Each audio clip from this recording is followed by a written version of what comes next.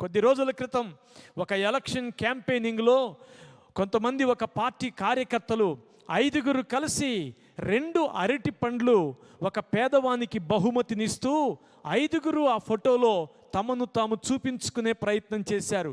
ఇచ్చింది 2 అరటి పండ్లు, చూపించుకుంది 5 ఆర్భాటంగా.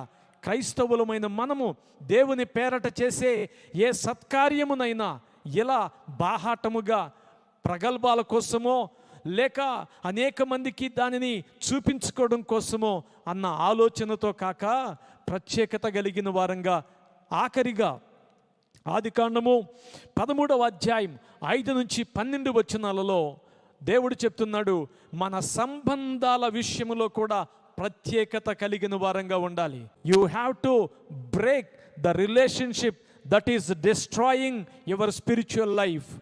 సంబంధాలు ఎంత గొప్పగా ఉన్నాయి. మీ సంబంధము దేవునికి మీకు మధ్య ఉన్న సంబంధాన్ని పెంచేదిగా ఉందా, తుంచేదిగా ఉందా? దేవుడు చెప్తున్నాడు, పరిశుద్ధులారా, మీ సహవాస విషయములో ప్రత్యేకత చాటుకోండి, మీ సంభాషణ విషయములో ప్రత్యేకత కలిగి ఉండండి, మీ సత్క్రియల విషయములో ప్రత్యేకత చాటుకోండి.